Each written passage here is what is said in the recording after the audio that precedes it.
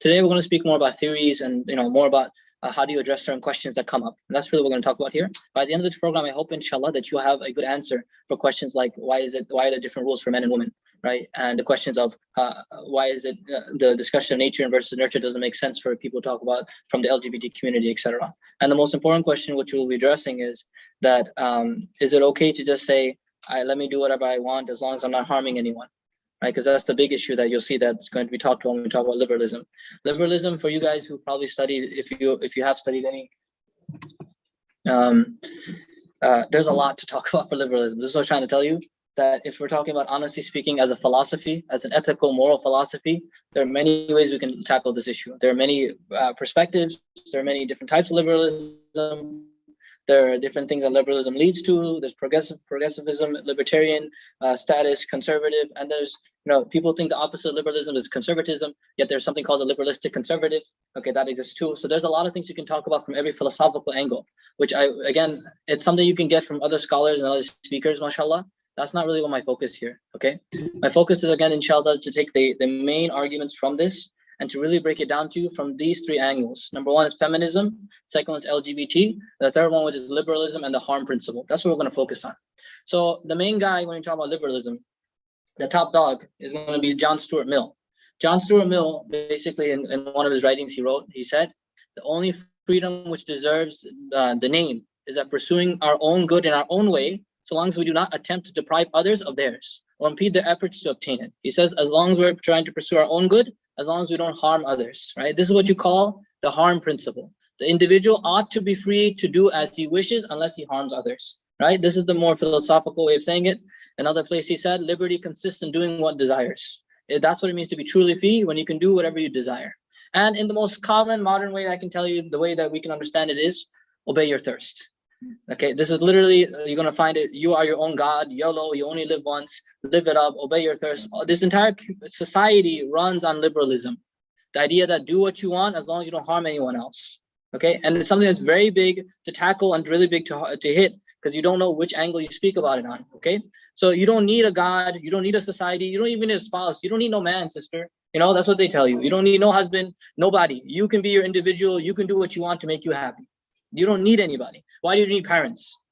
Parents only get in the way of your own love, your own happiness, right? They only tell you what to do. They bully you. They boss you around. You live yourself. So these types of ideas, unfortunately, because of the society that we live in, they're ingrained into kids that grow up here. So they can't help that when they get older, they say that, why is my father, for example, one kid came to me the other day in our community. He said, I'm tired and sick and tired of the way my parents are dealing with me, the way they're talking to me. He said, I need both of them to go through therapy. Right, so he's trying to force his father and mother to go through therapy because he himself cannot just be a good son to understand that, beta, when there was one time where you could not change your diaper, someone was doing it for you. Right, this is what we need to understand: humility. Ibn Umar radiallahu anhu saw a man making tawaf around the Kaaba holding his mother. Right, and he came up to Ibn Umar radiallahu anhu saying, "Ya Ibn Umar, did I pay back my mom for everything that she's done with me for my life? Because he did the Hajj for her, carrying her on his back, doing everything for her." Ibn Umar radiallahu anhu said, "You have not even paid her back for one contraction that she had during pregnancy, during the time when she went through labor with you, let alone paying her back." May Allah allow us to understand that. But the idea is that you don't need no God, no society, no spouse to make you happy. This idea pushes people towards individualism. As long as you are happy with your desires, you're not hurting anyone else, then you're free to. There's like one video on, someone's videos on my screen. I can see one brother is looking at me. Very. Yeah. I can just. I'll just take care of that right now. Sorry. I just felt very violated. I apologize if I feel very frank when I'm talking today. We've had already 2 programs. I'm a little tired. So please, I do apologize for my lack of being professional, for lack of a better word. You decide for yourself. As long as you can pursue your desires, you can be happy. Which, when you're leading in your following of your desires, whichever way it leads you, right? So what can desires lead you towards? They can lead you to, for example, a woman saying that whatever a man has is what I want. Why is it's so unfair that this person can have these many things and I can have them? Why does he have a leadership role? Why can't I have those leadership roles? Why do I get less money when I work? Why does he get more money, right? I want the jobs that he has, all the white collar jobs I want, and all these different things. So this leads to feminism, right? That can lead people to wanting what men have. It can lead people to desiring the same gender, like in homosexuality. Why is that I'm limited to only being with the opposite gender? Why, if I want to have a man in my life as a man, why can't I, right? This type of question comes up. Why can't I be gay? right? Then it even desires what? That I don't want to be my own gender anymore because I don't feel comfortable. So let me just switch genders. So you can see how liberalism is at the root of all these different issues that we have. So these are big problems, and each one needs to be addressed again with its own individual program. There's so much you can speak about each one. But let's start with feminism. Okay, let's start with feminism. This is the Mac Daddy. This is the biggest one. This is going to take me forever. Okay, this is hard.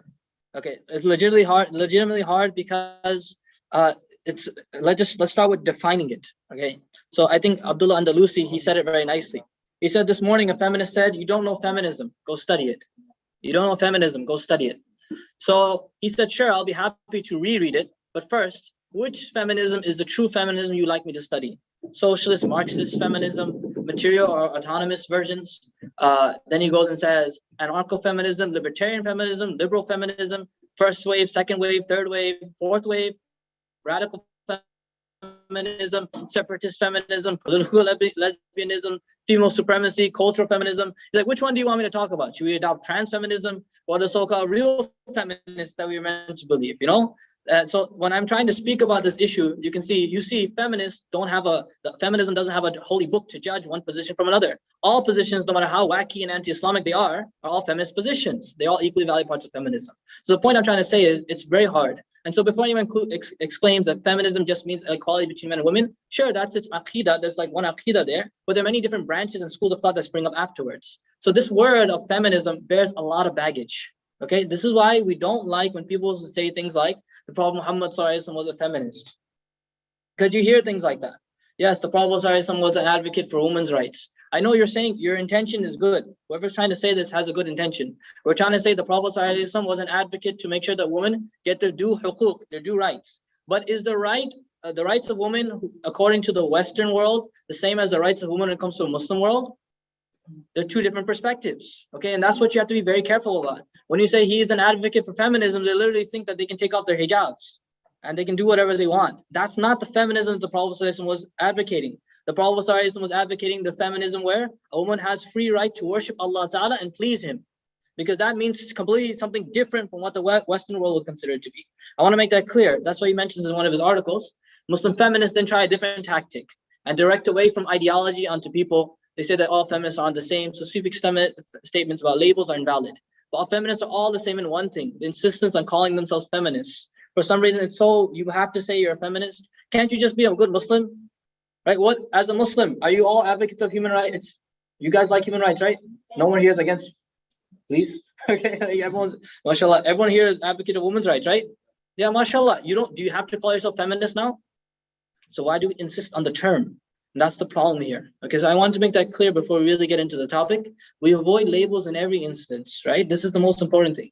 We advocate what it means to be Muslim. It means that everyone is a slave of Allah subhanahu wa ta'ala and has a right to worship Him. Okay, we're going to talk about liberal feminism.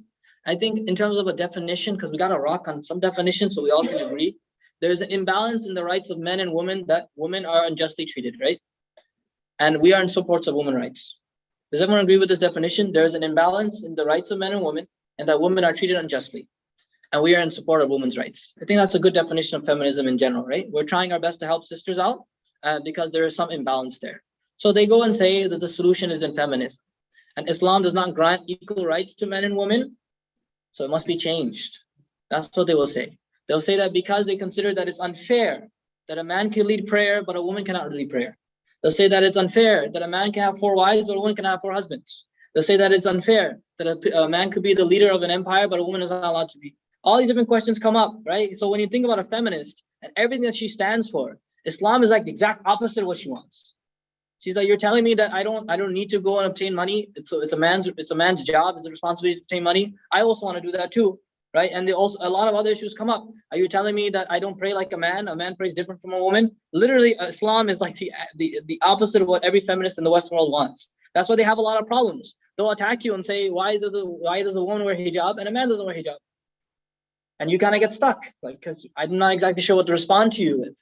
So their main question is this one: why the separate rulings for men and women?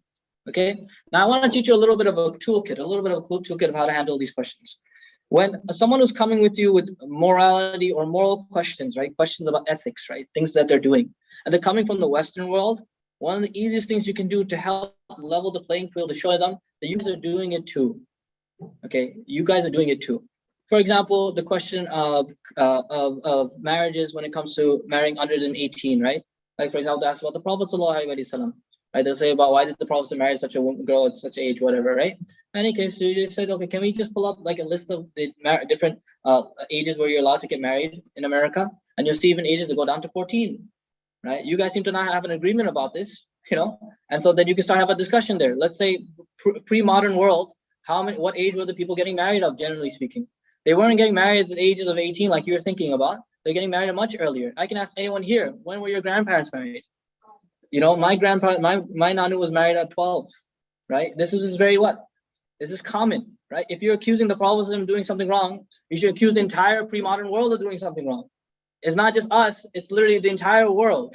Okay, Islam actually revolutionized it when it said that you're not allowed to consummate a marriage until the age when a woman is actually considered adult, meaning she hit the age of puberty. This is something Islam did as a revolutionary thing. Before that, you find kings and getting married to girls who are literally 2 years old and 3 years old and 4 years old. We have record about these things. So I'm just mentioning this as a point to stress that if you want to level the playing field, you just show them, hey guys, there's a problem you guys have too. Okay, so why are there separate rules for men and women?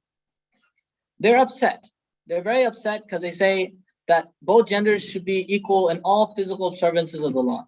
A man and a woman should look the same externally. Okay, marriage, religious responsibilities, outward observance, etc. So now the question that we need to ask, again, using our toolkit.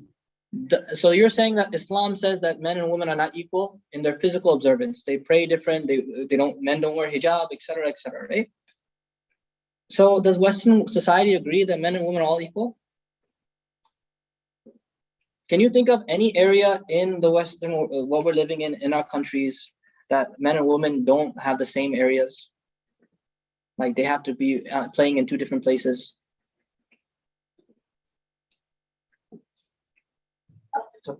Yes, here. Yeah, go ahead. Bathrooms is good. That's a very good point. And mashallah, we can talk about the bathroom, but something Islam, like America, Western countries pride themselves in, sports. Western society agrees, right, or they disagree on this point, right? Western society, they agree that men and women are not equal on all terms. Because why? Because they say about sports. Okay, so let's look at like Serena Williams, for example. In 2013, right, Williams had a discussion during the David Letterman show, and she relates in the second part. I think people will be interested to see men play against a woman to see how styles match up. Murray was asking her. So when she was asked about on television, Williams had to admit she didn't think she'd have a chance. If I were to play against Andy Murray, I would lose 6-0, 6-0 in 5 to 6 minutes, maybe 10 minutes. Andy Murray is like number 60 or number 80 in terms of the men's tennis. I don't follow tennis. I don't follow any sports. Okay, but I guess the idea that like a woman, she's admitting Serena Williams is what, number 1, right? She's been winning gold medals for so many years. But she says if I were to compete against a man, I would not even come up with anything close to the first 10. I would come up like 80th or 90th. She's admitting to herself that she wouldn't be able to do it. Okay, this is a reality when men's sports and women's sports are different. Because why? Why are they different? What are you telling yourself? What's the difference between them? Why can't you put a man and a woman together, in like in a race, or even in a boxing ring? Physical differences, right? Physiology, physically speaking, they are different, right? And so this is a reality. I want to show you. There was one male rapper in the UK. One time he identified as female. He went to his normal routine into the gym in the morning, and he went for his regular deadlift routine. He identified for a female that day, and he lifted it, and he broke the female deadlift record. Okay, he wanted to make a point. His thing was entirely to make a point.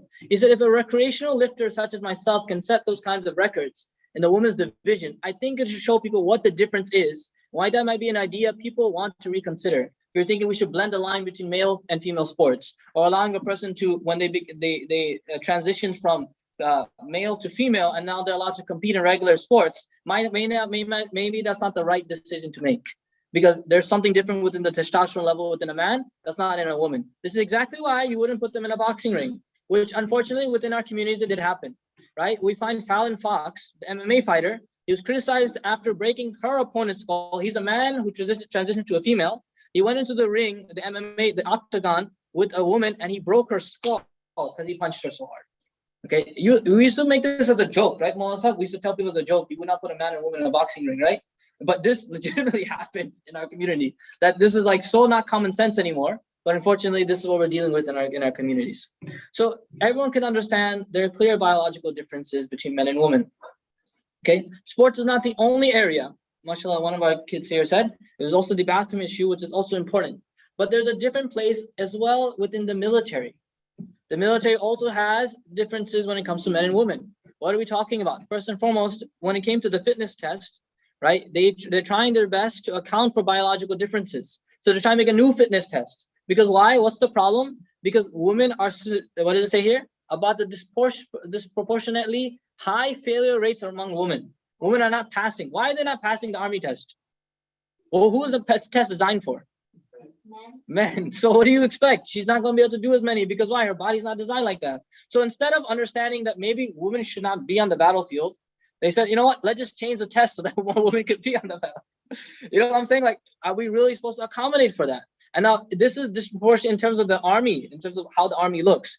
We're going to talk about the deaths in war. And now this is where disproportion, you're going to see high levels of disproportion. Okay, in the deaths in war, 99% male are the ones that you'll find killed in the Korean War. 2 females died, 36,572 were male.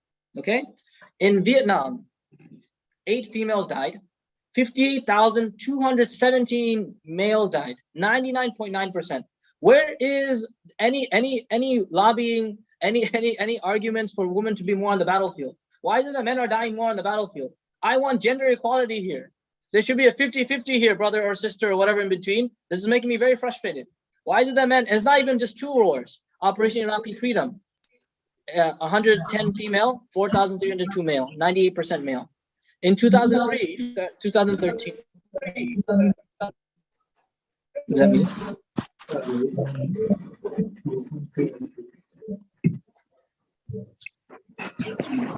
Does this help?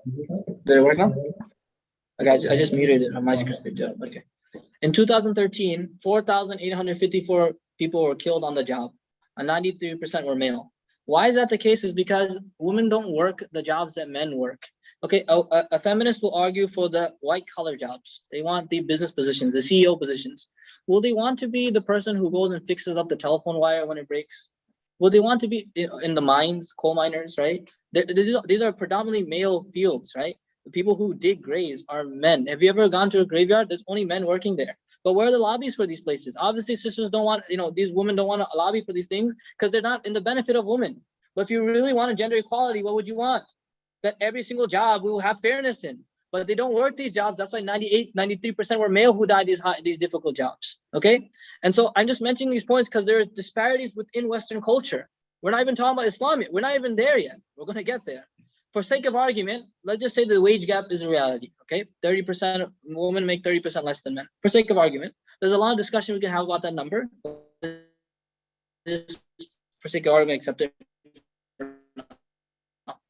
Okay, we will say that we value a man works, they give him 30% more, and we get 30% less because we don't value how women work. If that's the case, for sake of argument, we definitely value female life more than male life. From what we just spoke about, if there's definitely a disparity here, that we definitely value female life more than male life. To the point that you'll find that when an airplane was landed in the Hudson River, I don't know if you guys remember this, but it was safely landed. That pilot was a hero, right? And it was like in the middle of the river, right? It's a very big river. So then they said, the announcement was made on the airplane, right? What did the guy say? He said, women and children first. Women and children first. They're in the middle of a freaking river. You're not, like, you think a man could swim that far? Like, why is it that women and children first? It's because of the fact that we value female life more than male life. This is why you're going to find on average, men live 6 years less than women. Okay? And I mention these things because I want you all to think about these questions, about really what are men's rights, because it's a big question, unfortunately, that America has no intention to solve this problem. And because we're only focusing on one gender, we're obviously going to cause a disproportion eventually, and there's going to be issues with every single marriage, hence why you see so many divorce rates, because of the fact that we're not talking about the other side. Okay, so that's physically speaking. Everyone's clear on the physical part? We're good? They don't even think the same.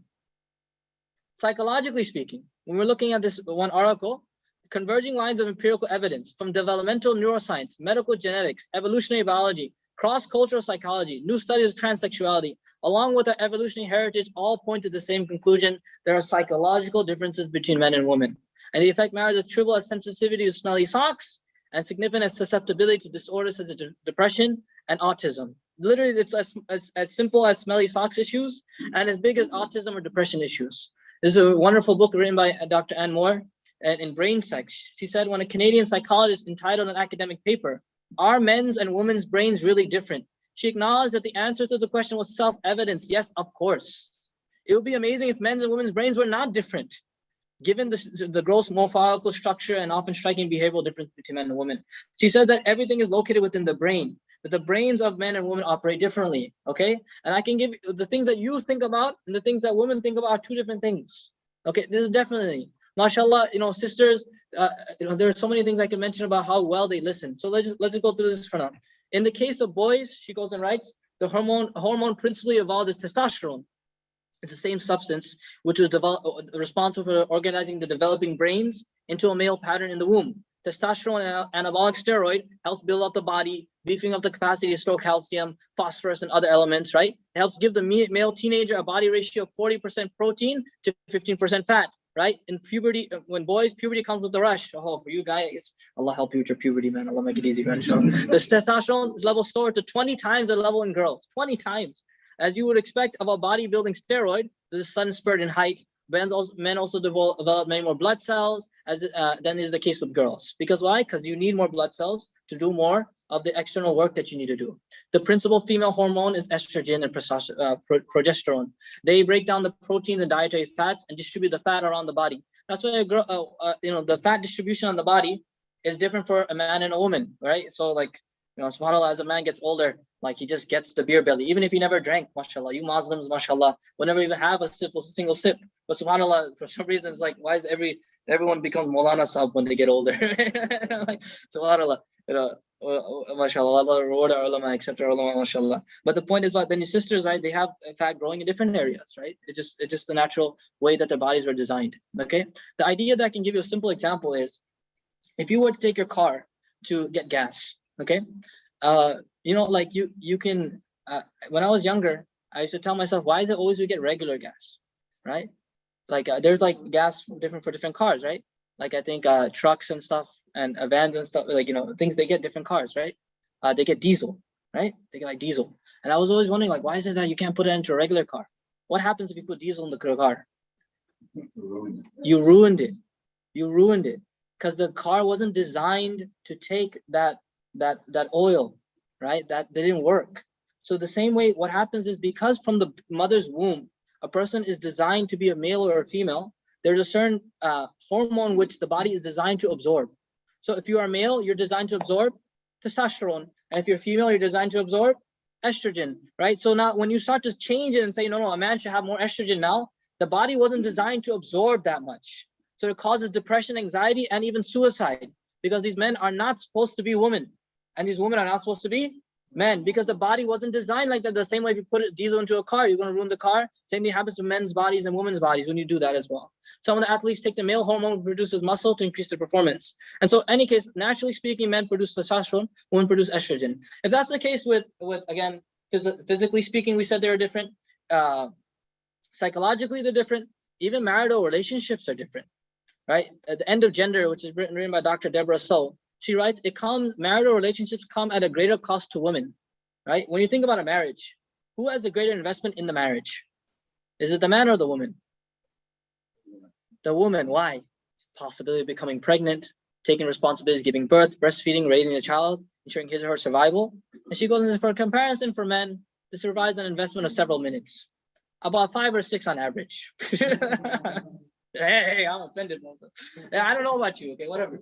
Okay, I'm not here to argue this point. My point is that a marriage is even considered differently. So a woman has to consider different things when she gets married, and a man considers different things when he's married. You and I, mashallah, a marriage, forget about culturally, like any culture, the man is excited. He's like, yo, I'm happy, man, I'm getting married, mashallah, super excited, mashallah. The woman, in our normal cultures is what? Yeah, we don't need this one, I think. Like, the woman, she's crying, right? She's crying, she's upset, and you're just like wondering, like, when my wife got into the car, I'm like, did I do something wrong for marrying her? I just felt so weird. I was like, but then you have to start thinking, she's leaving her father's house. It's a different perspective, right? Now she's a prisoner in your home, right? And that's what the Prophet said. Yeah, they are like prisoners in your household. You have to care for them and treat them well. And this type of stuff, like, it's a different perspective, right? And these are all, again, I haven't said anything about Islam. This is all facts, right? I haven't quoted anything about any alim, mawlana, whatever. I'm telling you facts that what? Physiologically, physically, psychologically, maritally, right? Any way you're looking at it, men and women are not the same. The advertising industry knows it. Okay, they have not forgotten this. No matter what people say, there are certain things. When they advertise to women, they'll put like a woman with a bag on. They'll show her amongst many other women. Because why? Because a woman would generally, naturally speaking, she'd like to show off, and so they'll show her how she's showing off for another woman. She's walking outside with her bag. You think they're doing it on purpose? By mistake? They're clearly doing it on purpose because they know how the female brain works. Similarly, for a man, like Ahmad Didat, he said that he was reading an advertisement in a magazine, and it had a car. And what do you think they put on the car? What would they put on a car to make sure to sell a car? A woman. They put a woman on top of the car and said, what did the ad say? Test drive her now. What did they put behind it next to a Coke bottle? What did they put next to a burger? Burger King. You're just trying to buy a Whopper. They're showing a woman eating the burger. Like, as if it's gonna, I'm just saying, like, it's so ajib. The advertising industry knows it. You and I know that men and women think differently. This is sometimes so difficult for us because when you become married, you think that this woman will communicate the same way you do. She does not communicate the same way you do. A sister thinks that this man thinks the same way I do. He does not think the same way you do. If I were to ask, a simple question comes from sisters, what do women get in Jannah, right? You always get this question, right? What do women get in Jannah? Okay, I'll say, sister, like, I know it's hard for you to grasp right now, but if I were to give like a piece of paper to every sister and said, what would you like to have in life? What would you like to have in life? Okay, this was actually done by one sheikh. He gave it to his boys and gave it to his girls. What would you like to have in life? Okay, so then he gives this list. He gives it to the sisters, gives it to the boys. So then it comes back from the sisters. What does it say about what do they want in life? It's kind of complicated. I can't really explain it to you. This is not easy for me to say. One woman said, I would like to have my son back. One woman said that I would like to be away from my in-laws. One person said, like different things, like a lot of creative answers. A lot of creative answers. If I were to ask you guys here, my cavemen, about what would you like in life? Allah will literally give you an ayah about everything you want. Okay, like it's literally so simple. If we were to write it, we reduce it to what? Cars, lots of money. Look at you all smiling. You're like, oh yeah, mawlana, we really love this one. Women, that's all you want. And Allah in one ayah in Surah An-Nisa puts down all the things you want in one ayah. Whereas a woman is a little bit more complicated. So in Arabic, you say, as-sukutu ablagu min al-kalam. Sometimes being silent about something has more effect than speaking about it. It's very easy for men to describe what you want. Allah Ta'ala said, so that way when you go to Jannah, you'll be so happy with Allah Ta'ala gives you. I guarantee anyone who goes to Jannah, they will be happy, no matter what it is. Okay, may Allah grant us that. So the advertising industry knows it. Okay, and this is one of the most amazing things that is from the beauty of Allah Ta'ala's creative power. That Allah Ta'ala create a man and a woman to be different. Okay, what do I mean? Is that there's an ayah in the Quran, فَجَعَلَ مِنْهُ الزَّوْجَيْنِ الذَّكَرَ وَالْأُنْثَى, Surah Al-Qiyamah. And from it, he made two mates. He made the male and the female. And I used to wonder, it's an ayah of the Quran. If it's an ayah of the Quran, that means it's a sign of Allah Ta'ala's power. Every ayah in the Quran is a sign of Allah Ta'ala's power. So Allah Ta'ala said, this is an ayah of his that he made male and female, two different species. I was wondering, what does that mean? And I realized after thinking about it so hard that subhanAllah, that the same drop that comes, right? The same, the same fetus, the same, right? It's the same cells. But it produces a man or a woman, and men and women are so different. They're like they're two different species. It's so amazing, Allah's power, that from the same substance, as if He created two different species. What did they say? Men are from Mars and women are from Venus. And that's the thing, like you see it, that Allah is so powerful as Allah. He can create two species from one single species, subhanAllah. And somehow, subhanAllah, These two, they cooperate, they're compatible with one another, they relate with one another. And Allah Ta'ala made that somehow. That's the power of Allah Ta'ala. So now let's get back to the big question. What do women's rights look like? Okay, and when we talk about this question, we need to see what are the limits. Can someone deprive someone else of their rights in favor of their own? Just because a woman gave birth to a child, does she have now the right to deprive a father from seeing his children? You know what I'm saying? Does he now become uncle daddy? Unfortunately, which happens in many communities, where now a father cannot see his children anymore because of the fact that a woman has taken complete custody of the child, right? Is she allowed, complete alimony, depriving this man for years and years, as long as he lives, he has to continue to give a check to her? Is that fair? Is that responsible? Is that right? There are big questions here. On the flip side, what are men's rights? No one even asked this question. What do men deserve? What is their rights? They go through all these difficult jobs again. SubhanAllah, one of the most amazing pictures I saw. And again, it's just because I'm not saying this like sisters think that whenever we talk about men, we're trying to oppress women. That's not what I'm trying to do. We just have to value both, right? One person, they put a picture of a family of a mother and two children enjoying inside a house. And what they showed outside the picture was that a man is the father is holding up the entire house. Like a father can't even enjoy sometimes. He comes home, he's so tired, he wants to play with his kids, but he has no energy left. And he really wants to spend time with his children, but he can't because he has no energy. And then what happens as soon as he comes home, sometimes a laundry list of things, a lot of complaints come in about what's needed. And he's like, can I just sit down for a moment? My boss was yelling at me all day. I don't need another boss right now. Like you just literally, sisters, if you just give your man just 10, 15 minutes just to relax at home, you'll find your entire house become Jannah. I'm telling you. Just let him let him put up his feet, let him watch whatever Fox News, whatever he wants to watch, whatever, and just let him relax. Okay? Just let him relax. And you'll see a lot of happiness come. Because he needs time to de-stress from the things that happen in his day. There are a lot of books I can recommend for sisters if they really want to know how to become good wives. And the same thing for brothers. We have good books about how to become good husbands because no one teaches us these things. Who taught you how to be anyone? No one taught us how to be a father, right? I saw my dad hit my kids, so this is probably a good way to teach my kids too. It makes sense, right? It worked for him. I came out pretty good, right? That's what. Unfortunately, no one teaches us. So we need education. The Prophet taught everyone this. Sallallahu Alaihi Wasallam. What are their rights? Bigger question, what are their responsibilities? No one ever talks about responsibilities. What are the limits of human rights? Okay, what does human rights look like? Is it allowed that we can talk freedom of speech completely? Even if we were to offend someone, can I start calling people offensive names like racist things? Is that okay? Is that under freedom of speech? If I offend someone, if I make fun of their country, if they love a person so much, if I make fun of their mother, for example, if a person punches them in my face after I made fun of their mother, don't you think he deserved that? Yeah, right. That's not freedom of speech. That's freedom to get decked in the face, right? Like if you made fun of my prophet, I love him more than my mother. Sallallahu Alaihi Wasallam. You don't think that something's gonna happen because you did something like that? Is that freedom of speech? Are you allowed to denigrate and disgrace people under freedom of speech? These are human rights, right? There are limits to everything. Can human beings? Now the big question: can human beings define their own rights and responsibilities? Right? Can it be that a man decides what a woman should have? Or can it be that a woman should decide what a man should have? Do you think that's fair? No. A man and woman seems like they can't seem to decide for one another. So therefore, would you agree?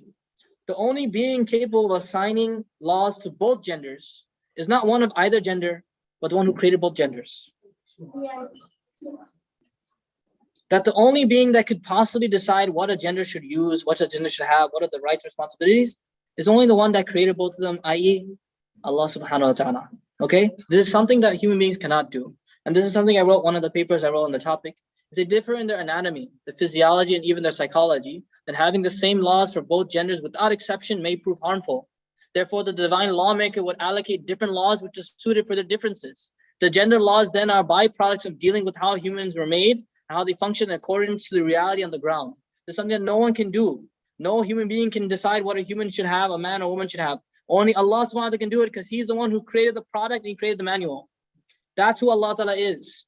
And that's why Islam deals with this through justice. Okay? They're not the same because their physiques are different. Okay? There are different things that you look at for a woman, there are different things that you look at in a man. Okay? When a woman looks at a man, okay, and a man looks at a woman, there are different body parts you look at, right?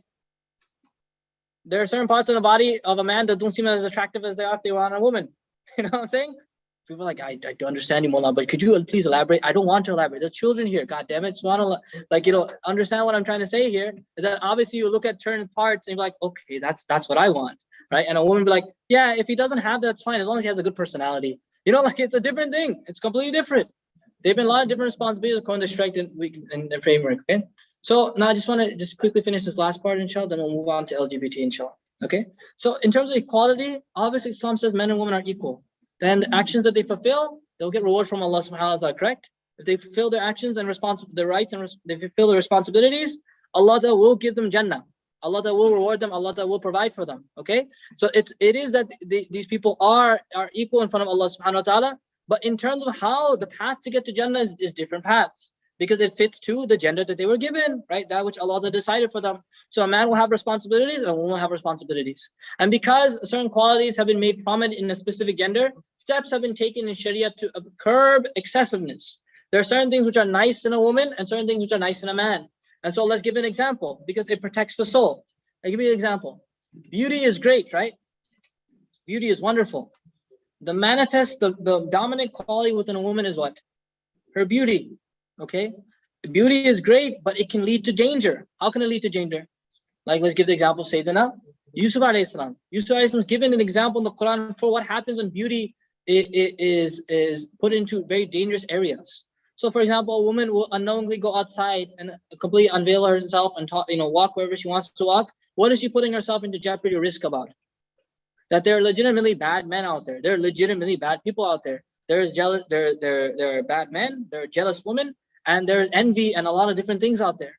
So, and this is one thing that's great. Another thing is power is great, but it is dangerous, right? Power is great, and that's the manifest quality, the big quality within men. But it leads to dangerous things like in Fir'aun, right? So power also needs to be curbed. So this is why a woman can dress beautifully as she wants within her home and amongst other women. In a house, right? A woman's allowed to dress as freely as she wants, right? She can dress as beautifully as she wants. She can dress as gorgeous as she wants because she's in the confines of her home. It's a safe environment. She's okay. Beauty is prominent in her. Allah Ta'ala says there's a place where you can show your beauty. But when she goes outside, what does she have to do? She has to cover herself because she doesn't want to attract the wrong attention and place herself in danger. Okay, and avoid the arrogance that comes with beauty. Because if a person becomes arrogant, will they go to Jannah? No. So this all fits into Islam's understanding. If you want to get to Jannah, you got to make sure these qualities are also being regulated. Why men can drive what they want and dress freely? Because you got to show your power. So mashallah, you can drive the Mawlana Sienna van if you want, mashallah, because that's the nice Mawlana van. Or mashallah, it's nice. Or you can drive the Mustang, Allahu Akbar. The Tesla, right? Like the Tesla, right? Everyone Tesla, right? So you can drive whatever you want because Allah Ta'ala says you have freedom to show your power the way you want to. When it comes to the way you want to dress, you can dress freely, and the way you can drive, you can dress freely, but not completely freely, of course, because certain things which are bad, for example, jewelry, for example, gold, for example, silver, for example, silk. Men are not allowed to wear these things because this is an excess of power which Allah wants you to avoid because you can become arrogant. There's a lot of arrogance that comes with these things. The same way why men should not wear tight clothes, right? They should not show off their physique like that. It's prohibited for both men and women to wear tight clothes. So men should avoid that because this will engender arrogance. And laws have been placed in order to preserve these genders as well. So in any case, there are a couple more things we can mention. But my main thing is that the reason why Islam decided that men and women's laws will be different is because they are different. From the beginning, they were different, so therefore they deserve different things. Okay, and there are a couple more things we could mention, but I'll leave it at this. Inshallah, if sisters have questions afterwards, they can definitely ask. Okay, and you guys, inshallah, can also ask if you have any ideas. I want to talk about LGBT now, inshallah. It's a little shorter. Again, the bulk of the program was about feminism, and the main objection about feminism, they say it's unfair that men and women have different laws. And we argue in Islam that men and women are designed differently from the first place, so they need different laws because their bodies are not the same, their minds are not the same, psychologically they're not the same. They're two different beings, really. And so they need different laws, but both of them can please Allah Ta'ala and both can go to Jannah. That's the equality that we talk about within Islam. If a man fulfills his job, being a responsible individual, taking care of his family, he'll get Jannah. If a woman takes care of her household, takes care of what Allah told her to take care of, she'll go to Jannah. They can both get Jannah. You'll find certain women, because they fulfill the job better than their husbands, they'll go to Jannah in a higher place and actually drag their husbands up there. This is how it's going to be for many people. So in any case, just keep that in mind. That's the exact answer that we give there. In terms of LGBT, how does this one influence liberalism? So I want to, before we get into this, I want to give you a bunch of resources, inshallah. I'll send it to Mawlana afterwards, inshallah, about the different resources, because there are a lot of things we can talk about here. I don't have enough time to talk about these things. Like I told you, each one deserves its own program, really. But there are resources because there are legitimate problems within our Muslim community. Certain people have certain homosexual ideas that come up, and they don't know how to handle them, how to deal with them. And subhanAllah, there are WordPresses, there are podcasts. There are even support groups for Muslim brothers or sisters that are having trouble with these issues and they need someone to talk to. I don't know what you're going through. I wish I could understand, but it's not. I just don't feel like that, you know. But a man might feel something towards a man, and he needs some help to talk about it. And Islam has certain resources, mashallah, especially in our time. So many different things we can give as resources here. Historically speaking, first and foremost, okay, let's just talk about historically. And this is a big summary. Homosexuality was considered a psychological disease by the founders of psychoanalysis. So I'm talking about in terms of the domain of psychology, homosexuality was considered a psychological disease. Okay, so what are we talking about? Sigmund Freud. Freud is a weird guy. Don't ever study Freud. This man is going to drive you crazy. Even listening to him in class and stuff, you're like, my God, who the heck would ever follow this man? But in any case, they love him so much. He's like the founder of psychoanalysis. It is noteworthy that Freud also suggested that homosexuality is a variation of the sexual function produced by a certain arrest of sexual development. What that means in simple English is that Freud considered that if a person did not completely mature, they didn't become completely adult, they might get stuck on homosexual tendencies. They didn't evolve past it, they didn't grow up enough for them to be mature enough to become someone who is a straight person. He considered to be something which is inferior to normal understanding. This is literally within the 1900s, by the way. We're not talking about like 1800s. We're talking about last century people. Okay, Carl Jung said even worse things. He said the disagreeable thing is that the mother has then all the real feeling of the boy, the heterosexual feeling, what is left only an inferior feeling for women. Okay, so it's talked about, they have this, I told you, weird stuff. This Oedipus complex, this feeling of a man being attracted to his mother, weird stuff. They were like, what the heck are we talking about, mawlana? I did not sign up for this program, okay? Yeah, you definitely didn't sign up for this program. Trust me, we only started, okay? We only started. Carl Jung said that a man who doesn't get over the feelings for his mother, right? Then he might get only having some feeling for inferior women.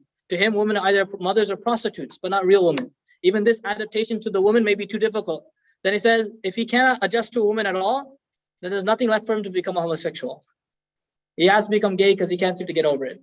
And then literally he wrote, the more homosexual a man is, the more prone he is to disloyalty and the seduction of boys. So that's literally what they think about these people.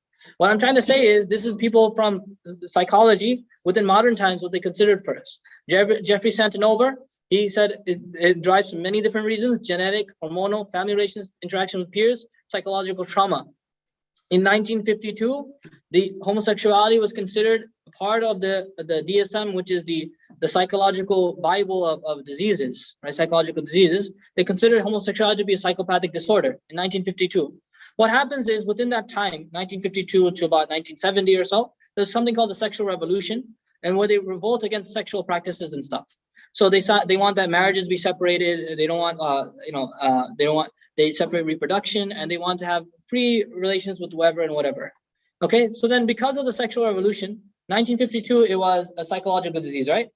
1968, they changed it to sexual orientation disturbance. They say that it's just a disturbance. Then in 1973, they completely removed it from the DSM. They say, no, it's no longer a psychological disease, to the point that Nicholas Cummings, who's the president of the American Psychological Association, you know, when you write like scientific articles or essays, you have to write in APA format. He was the president of it. Okay, he said political correctness rules, not science. He says what's driving people's agenda now is political correctness. It's not science anymore. Scientists claim that he said that scientists at his time, they claim that it's not able to be treated or cured. They say it's a natural tendency. And he goes and says himself, he says it's absurd to say that homosexuals cannot change. He said, I experienced more than one. He said 20% of homosexuals who came to him, they could change, and they did change. So he said it's not something which is based on your nature that you can't seem to move at all. It's not rigid like race, right? It's something different. So many different psychologists said the same thing. Psychology has helped society accept homosexuality. By claiming it's something natural, not something from nurture, it pushes people to accept it as a reality that you cannot change. Okay, and they said they was exploited for political reasons, etc. Many different things we can speak about on this point. But the point I'm trying to express here is that there's a push to make people into individuals because of the money behind it. There's a lot of money behind it. What am I talking about? If you own a nail salon, who are your normal customers? Women. Now, if you allow people to switch genders, now how many more clients do you get? Okay, they're like you wondering why like Pride Month was a really funny month, right? Why is it a really funny month? Because a lot of these businesses, they put on rainbow flags for the month, and literally the day after Pride Month, they remove the flags. Because you think they care? You think they honestly care about rights or whatever? What do they care about? Just making money. It's a lot cheaper to produce unisex clothes then it's, you know, like if you can sell your clothes to everyone. Is the charger in? Yeah, I don't know. It's just a battery on low.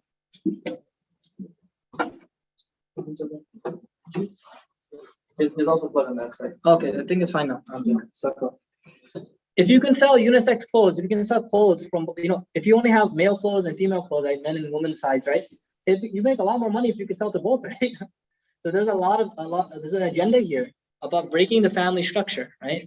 So what I mean is that when we're talking about the, let me talk about the science now, because the big thing they talk about is the gay gene, right? They say there's a gay gene. They say it's natural because there is a gene which will determine if a person is gay or not.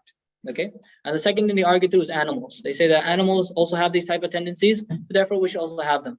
Okay, so there's no gay gene. There's no gay gene. Okay, there's an article by Nature.com in 2019, a massive study that they've done. The researchers, they published their studies, their findings. They said there's no gay gene. Massive study homes in on genetic basis of homosexuality. Nearly 500,000 genomes reveal 5 DNA markers associated with sexual behavior, but none with the power to predict the sexuality of an individual. Okay, what else do we find? A new study involving almost 500,000 participants from the UK, US, and Sweden is by the most extensive of its kind, found it's effectively impossible to predict an individual's sexual behavior from the genome. When they say something natural or something from nature, they can't prove it. There's no proof of this. They're just trying to feed you a lie which is not really there. This is the thing I'm trying to say here. Okay, and I remember I mentioned this in the program, right? I said about an evolutionist who was asked about what homosexuality is, right? Because to evolutionary wise, is it evolutionary, like, you know, it's survival of the fittest, right? Natural selection. What are all people here to do? They're all here to reproduce. Does that help you to be a homosexual? Like, I think that's the exact opposite, right? So the evolutionist, he got into, when the person asked the question, I was like, oh, they got him good. You know, he was a kafir, atheist, whatever. So then I was waiting for his answer. You know what he said? He said that homosexuality is nature's way of reducing the human population. Homosexuality is nature's way of reducing human population. There's too much population growth now. This is the way human nature is curbing that. Okay, this study found no single gay gene and concludes that the link between genetics, environment, and sexual orientation is extremely complicated, with thousands of genetic variants potentially having some degree of influence of behavior. Okay, when they say, so that's the gay gene. When they say animals, okay, do animals have sexual orientation? They don't. Okay, if an animal were to have any attraction like that or interaction like that with their own, it's probably to assert dominance, right? That's usually what it's for. Is that if a male lion wants to show dominance over all the male lions, maybe we'll perform an act to show them that it submitted you, something like that. But it's never the case that its purposes, you know, it might facilitate some other social goals. We have research on this point that there's no sexual orientation for animals. This is literally a common. This is one of the dumbest arguments I've ever heard. Okay, why do I mean so? What else do animals do? They eat what? Each other, not just plants, right? They'll eat each other. Cannibalism is mashhoor, it's famous within animals. Or should we all become cannibals now? Right? You know, the funny one also is actually polygamy is known in the animal kingdom. Having more wives makes sense. You know, if we're gonna act like animals, that's one a lot. But no one will argue that point. So LGBT wise, when we're talking in terms of homosexuality, there's no natural basis for it when it comes to evidence within science. Transgenderism is also there. I put it in bold. Indeed, the most significant neurological characteristics that are sexed show no differences to speak of between transgender individuals and non-transgender members of the native sex. People think that if it's a person who's transgender is transitioning between man to woman, they probably think that he has a female brain or something. That's what, like, you're thinking that his brain is probably feminine or female, and that's why he has to transition. That is not the case. His brain is actually just like a normal man's. Okay, maybe there's some issues here and there, but for the most part, he is a man. There's no way to argue that. His body's been built for what again? Testosterone, right? And a woman's body's been built for estrogen. That stuff hasn't changed. So even talking psychologically speaking, there's no differences between a normal male brain and a person who transitioned to a female. They're both the same. Okay, and there are different, again, researches that show that it's the same exact thing as well. Okay, so and then just as a side point, since we're already on the topic, there are a lot of complications when it comes to medical treatments, which people don't talk about. People are so open to just say transition without realizing the problems. Okay, puberty blockers. If you stop a man from going to puberty, you could make that person infertile. right? If, for example, a man who wants to become a woman, right? And so he takes puberty blockers. They say take puberty blockers, no problem, because that way you can have some time to figure it out, right? So then what happens is his puberty is delayed. So sometimes because of that, he can't his you know his the I'm trying to use like a nice word, the inzal,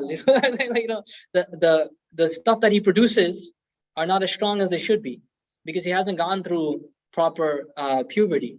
And so the testosterone in his body is weak, number one, and the stuff that he has within his area is weaker. So he can't really do that stuff like he wants to. A woman is even worse because why? Because if she misses puberty, she might become someone who can never have a baby anymore. Let's say she realizes that I'm not actually a man, I'm a woman. Now you made this woman infertile. She can't have kids anymore.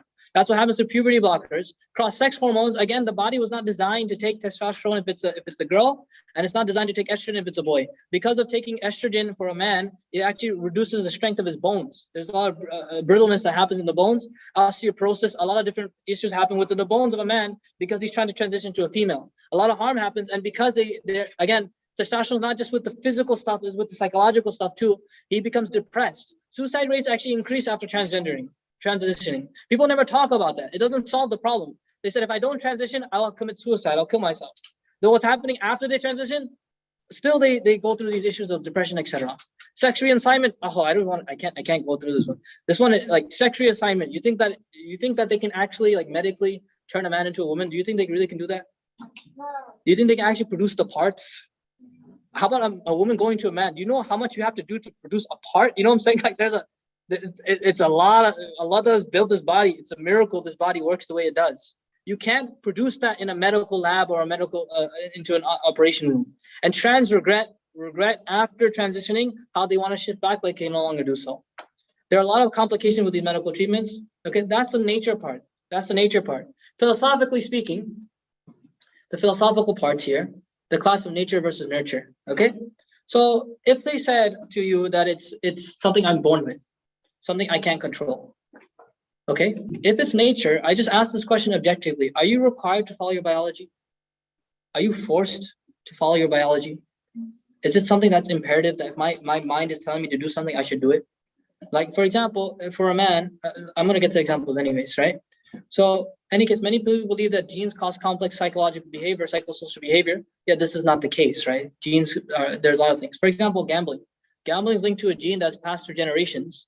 And so there's a genetic factor when it comes to gambling. This is much more affirmed than homosexuality definitely is. That there are some genetic markers will show you that you have more likelihood to go to gamble. There are genetic markers that show you that you're more likely to drink alcohol. There are genetic markers that show you you're more likely to commit certain sins that we have in Islam, right? Certain things like that. There are markers like that. Should you go gamble then? Should you go smoke then? Should you go drink then? Right? Is it okay that if a man goes to his wife and says, oh, honey, I'm sorry I cheated on you, but I have a lot of testosterone. It's just genetically speaking, biologically speaking. I can't seem to control myself. I'm sorry. The animals all have polygamy. I'm sorry, I did it too. Like this type of argument. Is it really what we're going to go towards? Nature, you're really going to say nature here? Really try to dodge this one.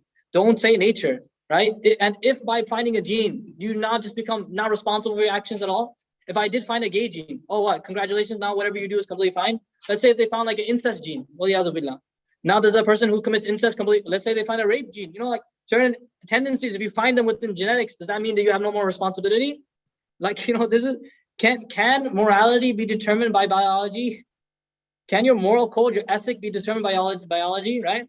So the LG, the lesbian gay will tell you that is nature. The transgender, the T, will tell you that is nurture. They say that gender is a social construct. You hear this, right? Gender is a social construct. That everything can be changed based on environments, right? That if you're raised in an environment that you're like a girl, you become a girl. And if you're in an environment which you're like a boy, you become a boy, right? This type of weird stuff you hear, okay? If it is, and so again, for sake of argument, let's say that because of your nature, your environment, you turn into a girl. What's the easy response to that? Isn't it possible if I put you in another environment, you could turn back to a boy?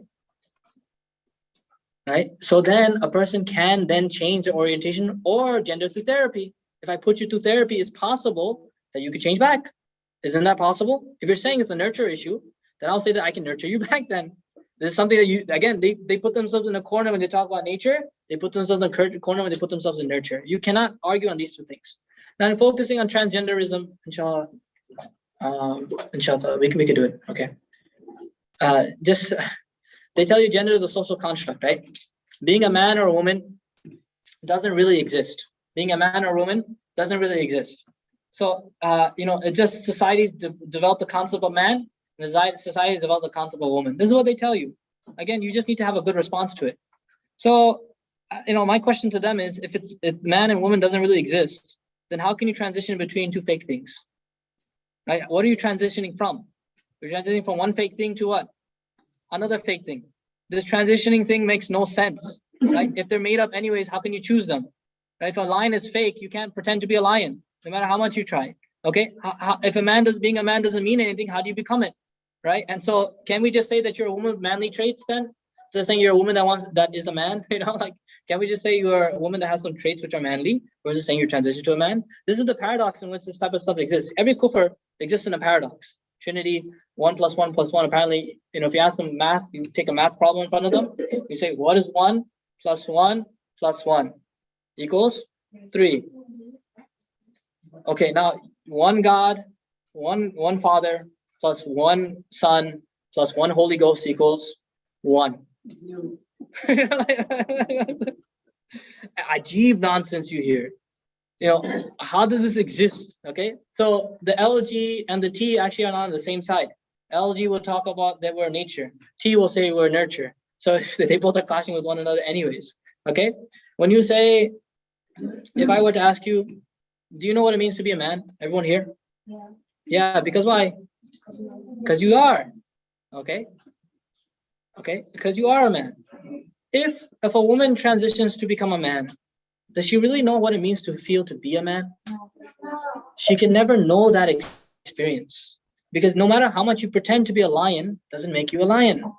Similarly, no matter how much they want to become a man, it doesn't ultimately make them into a man. Actually, what they did to themselves is that they put themselves in another group. They made a third group anyways. Because of the bathroom issue, they can't seem to figure out, should we make a completely unisex bathroom? They said, they'll just make a third bathroom. So you didn't solve the problem. You just caused another gender, quote unquote, to exist. You haven't solved the problem. So to claim either nature or nurture causes problems. Okay? To claim both also causes problems. If you say that it's nature and nurture, the human beings, they can develop morality or the ethics through nature and nurture, this is also a problem. Because the main question is, can human beings decide on their own morals? Are we allowed to define ourselves? Do we have enough information to produce a human identity? Can really one human say that this is how all humans are? Would you feel comfortable if one human told you that this is how humans are should be? Or whatever. If Sigmund Freud told you that everyone has a complex with their mother, would you agree with him? No, you would not definitely not agree with him. Who should decide how human morals are? Should it be nature or nurture? Should it be humans? My argument, your argument, is that the one who has the information should define us. The one who has information is Allah. The one who created us should figure out how to define us, because why? He created the product and he has the manual. So this is what we tell people. Why is our morals based on Islam? Because Allah, God, decides how human beings should be. And he decided that a man should be like this and a woman should be like this. And he knows better than anyone because he has all the human data that no one has, only Allah subhanahu wa ta'ala has. Okay? Which very nicely leads into our last topic, which is liberalism. Okay? Which is to being free to follow what you desire. Remember from the beginning? What was the principle of liberalism? Does anyone remember? You can do whatever you want as long as you don't harm anyone, which is the harm principle, right? You can do whatever you want. So, and again, it's right here. A person should acquire what is good for them if they don't harm anyone else, all right? So they're basically telling you, and this is the problem. If we're talking about philosophically speaking, we could break down liberalism, but that's not really important for you guys. They basically say, I should desire things because I have desires. They tell you that you should be free to do whatever you want as long as you don't harm anyone. What that means is, I should desire things because I have desires. Do you agree with that? Because I have desires, I should desire them. What do you think? If you desire to kill me because I've been speaking for an hour and 15 minutes, like, wait, I should probably pause on the knife. I should put that away. My thing is like, what are you telling me right now? Like, what the heck are you saying? Just because I desire something, should I do it? If I wanted to just kill chickens and just hurt them and murder them, is that okay for me? Just because we have things that make us happy, is that always the right decision? Okay, and you can bring up examples. If someone says that I should be free to do whatever I want, say, no, no, I mean, do you really think so? Tell them, do you really think so? If a person were to drink themselves into going to the hospital, or a person smoked to such a degree that they end up affecting their lungs, they get cancer because of it, or they took drugs to the place that they had to be, they had to be resuscitated, right? Or and you would say, no, no, no, that harms other people. Maybe a person who drinks, they can hurt other people. I'll say, okay, let's say they're by themselves. They're drinking by themselves.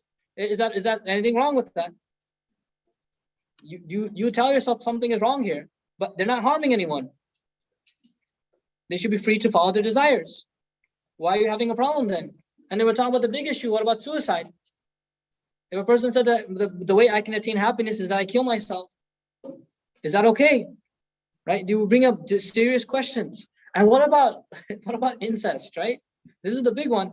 Two consenting adults, whatever they are, brother and brother, let's just say, whatever, and they want to have these relations. Who are you to interfere with them? If you're saying I should not interfere with you, you should not interfere with them. Why are you interfering? Why are you saying something's wrong? And I will just hypothetically speaking, again, you can bring an Islam's example that if you're free to marry or do whatever you want, then if I had a second wife or a third wife or a fourth wife, whatever, why are you having problems? You should consent. I mean, apparently it's okay. I'm not harming anyone. We're all consenting adults here. We're all agreeing to it, right? So there are some major issues with this principle, because a person by themselves can harm themselves. Okay, people should pursue happiness, but does everyone agree what happiness is, right? If we don't know what happiness is, I want to argue, do we know what harmfulness is? What does it mean to be harmful? They say I'm not harming anyone. They're not harming anyone. I've already given you examples about how they can harm themselves, right? We spoke about that. But human beings, because they exist, they harm people. Because of your existence. You breathe in what? Oxygen. And you let out what? Carbon dioxide. Carbon dioxide. Is carbon dioxide good or bad for other humans? Good. It's bad. Even your breathing causes problems. Mashallah, a cow will produce milk. A bee will produce honey. Right? A silkworm will produce silk. What do human beings produce? And waste. You go to the bathroom, you have the big bang every single time. Like you throw out, that's what I'm talking about there. Like a human being by their nature do not produce anything beneficial. That's why Jainism is another religion, which is the idea of abandoning nature, abandoning everything. Like literally, it's like zuhud to the max.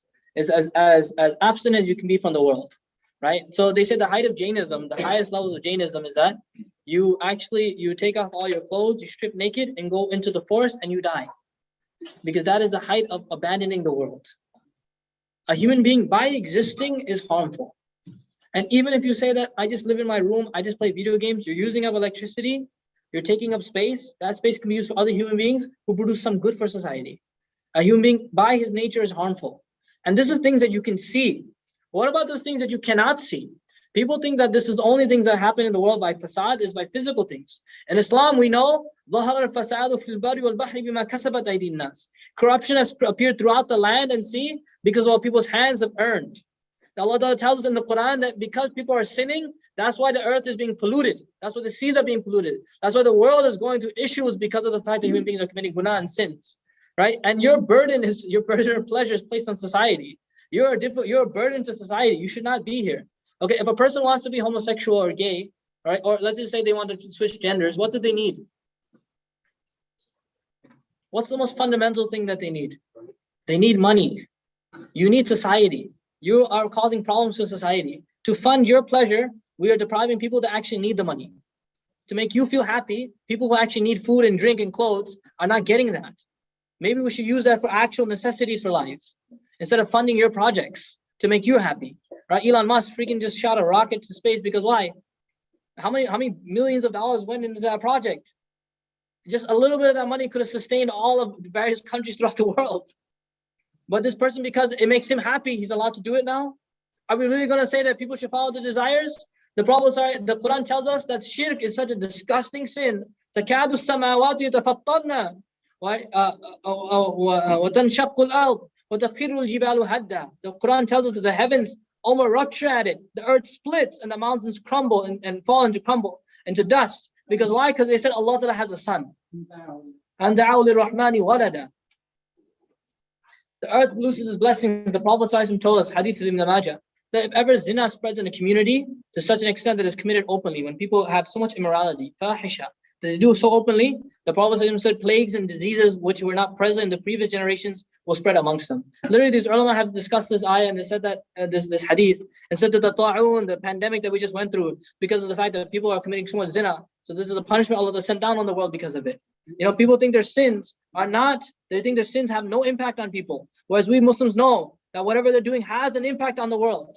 And this is the idea when you say that we're not harming anyone. When you see that rain has stopped, then know the zakat has been withheld. When you see swords are drawn, people are killing each other, then know that the law of Allah subhanahu wa ta'ala has been destroyed.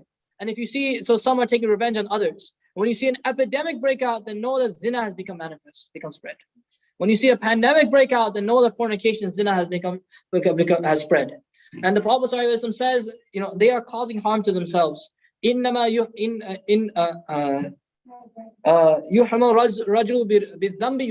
Prophet ﷺ said, a person is deprived of risk of sustenance because of sins they commit.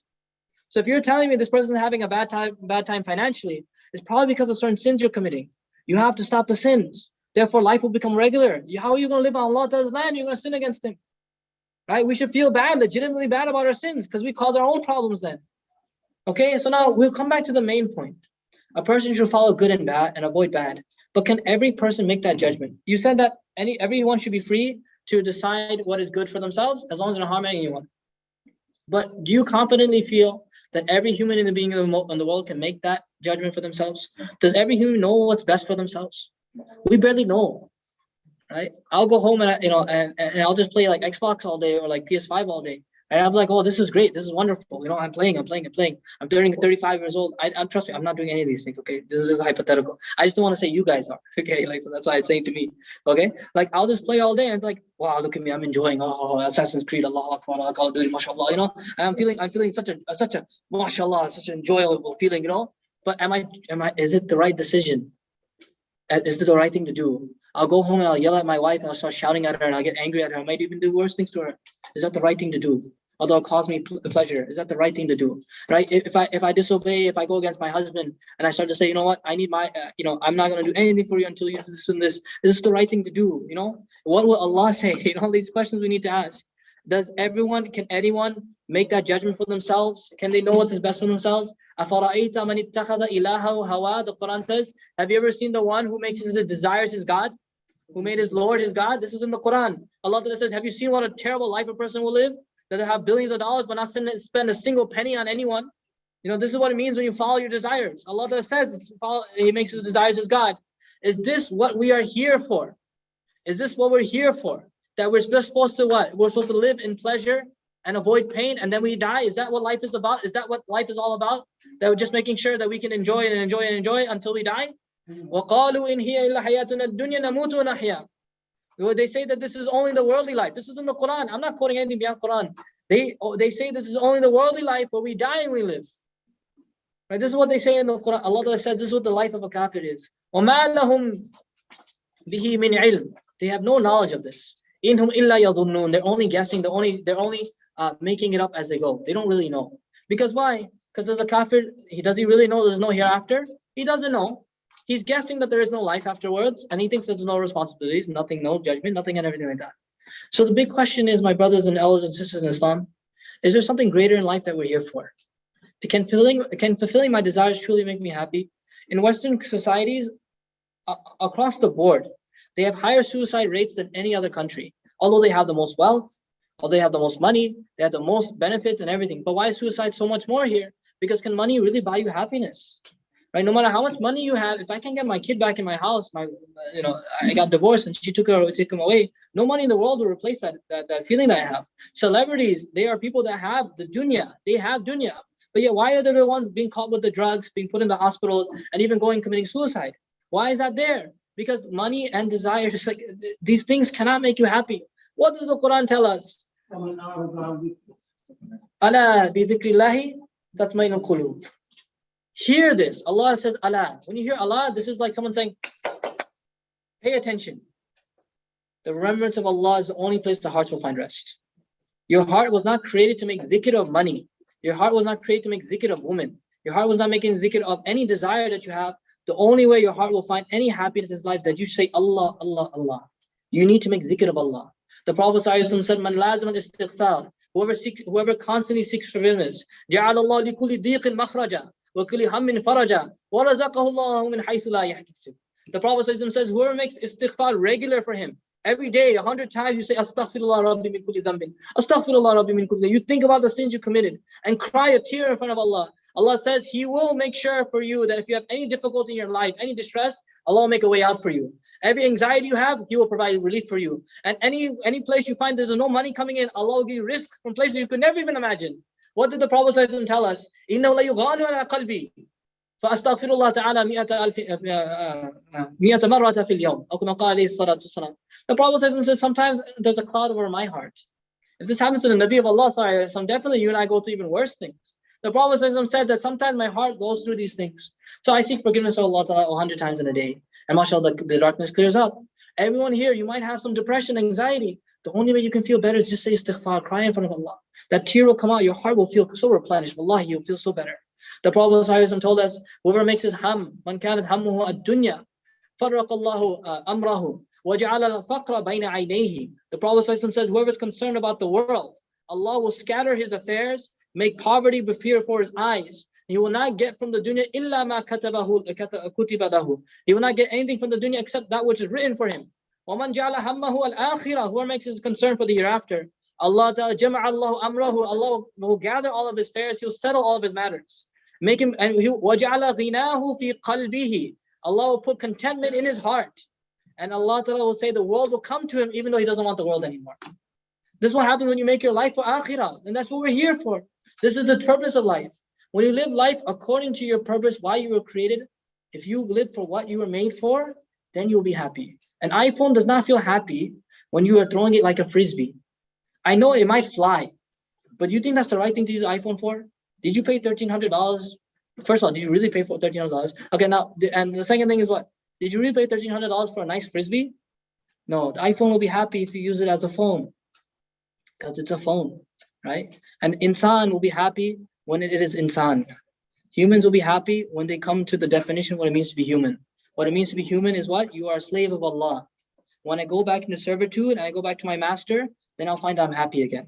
But unless we make Allah Ta'ala our master and say Allah Ta'ala is my Lord, and until we let go of these other things, that this is not my God, this is not my God, this is not my God, only Allah is my Allah. And then you will not be happy until that happens. May Allah grant us tawfiq and understanding. Allow us to become people that, mashallah, that stay away from these fitan of feminism and LGBT. May Allah allow us that, inshallah, finish just right on time, mashallah. May Allah grant us tawfiq to become people that submit to Him, become people that find love in sajda, find love in ibadah. May Allah allow us to become people that become content with whatever Allah has decreed for us. May Allah SWT allow us people that when we make dhikr, the tears flow and the hearts become content again, inshallah ta'ala. Do you have questions? So there are a lot of topics, so please feel free if you have any questions about any topics. Yes. So have you ever engaged with somebody like non-Muslim with all these topics, like feminist? Have you ever interacted with them? What was that debate, or if you did, what was that interaction like, and what was the result? Well, so when it came to, at least I can remember one sister that had a lot of these feminist tendencies, right? Non-Muslim or Muslim? This was a non-Muslim. This was a Muslim. A non-Muslim, the only ones I've ever engaged with are like the priests and the rabbis, right? Which they're going through their own cognitive dissonance. They're having their own problems because their books tell them to do something, but then they're doing the opposite of that thing, right? Like, for example, they have like LGBT flags outside their churches and stuff like that. So, but I have dealt with Muslims. I haven't dealt with non-Muslims on this. But generally speaking, when I've seen like other people deal with them, and even the Muslim ones, they get very emotional and angry. Yeah, that's what I was telling people. Like, if you want to engage with someone, you should never engage through morals or morality. This is not the right way to deal with it. Someone asked me that yesterday, I think. They said, how do you engage with them? I said, you can't. Because they believe that the game of life has these rules. And you believe the game of life has these rules. Now, you believe in two different laws about how the world looks, right? Your worldview isn't the same. Your life isn't the same. What are you going to argue about with them? What are you going to debate with them about? Right? My thing is, if someone comes up and says, how dare you say that if a person ever goes to a man, has sexual attractions towards a man, he's a bad person. I'll say, first of all, I didn't say that. I said if they actually commit the act, okay? For you to have desires, as long as you control your desires, you're a good person. You're one of the best people. But the thing is that you need to tell them, that's a good question, sister. Oh, mashallah, why the different rules in Islam? Why? That's a good question, sister. That's a great question. First, can you tell me, does God exist or not? Like, we need to talk about bigger questions, right? Whenever anyone asks these questions, like, why is there poverty in the world? Why does God allow wars? Why does God do this? Why does God do that? I say these are university level questions. Can we go back to the building blocks? ABC. Our children here, mashallah, know Allah exists. You don't even know that. You know what I'm saying? Like, we need to talk about a fundamental question. So if anyone ever comes to you, first speak about Allah. I mentioned this yesterday. I said we never talk to LGBT community and we never ask them what they believe in. And this is the thing that we need to talk about, because kufr is a bigger sin than homosexuality is. And so that's what I'm trying to say here is that when you engage with them, shift the discussion towards the existence of God. See how you can prove Allah exists, because that's the bigger question here. Because if you can put Allah back in the picture, then we can have a conversation. But if you don't believe my God exists, what am I going to convince you about? You know? I hope to answer the question. Sure. So one other question, Sure. Transgenders. Yes. So two questions. So one is that people who've already taken these steps and gone into this, became transgenders. How do you treat them?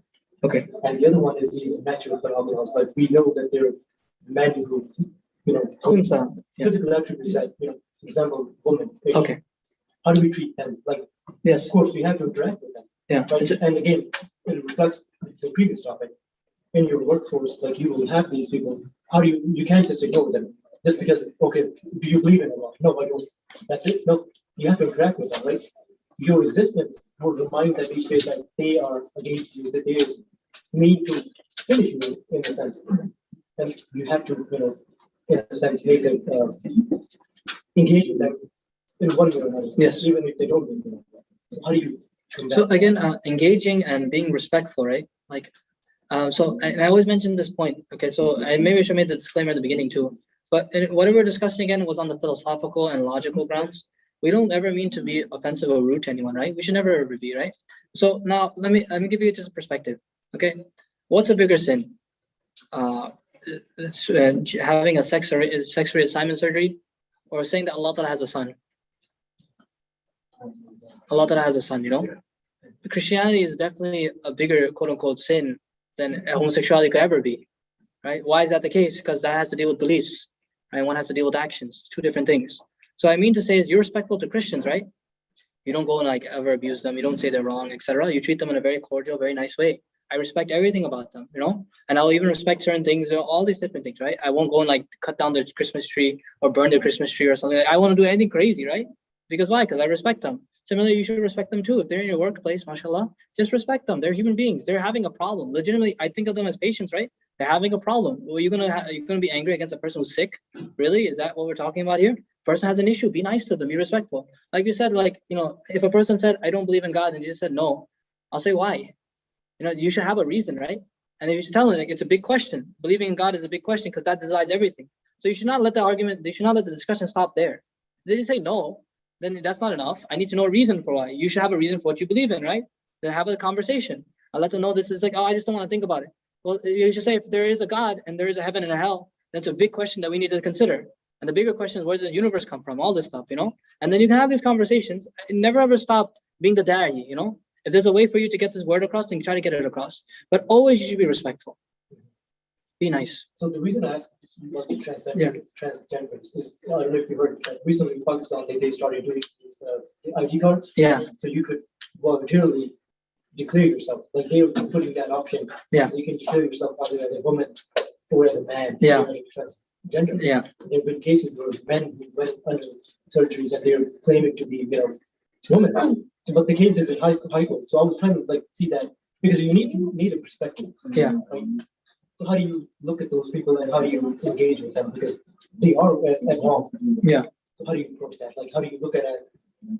So do you see what I mean? Yeah, I see what you mean. I mean, if you're talking about like one there's natural defense. People who grow these physical items. Yeah. One who chose to be this. Yeah. So how do you engage with them? Because So you have to show your unapproval. Like you can't just be let's be kumbaya and go. Yeah. You have to show them that they're doing something wrong. Yeah. Like how do we approach that? Okay, that's a very good question. So let's just deal with the khunsa issue, the hermaphrodite issue first, because it's easier. So like obviously, like in Islam, we already have rules about people that have like a male person with like maybe female parts and a female person with maybe male parts, right? This is written with our books of fiqh. There's an entire chapter, Kitab al-Khunsa, right? There's literally a separate chapter within fiqh.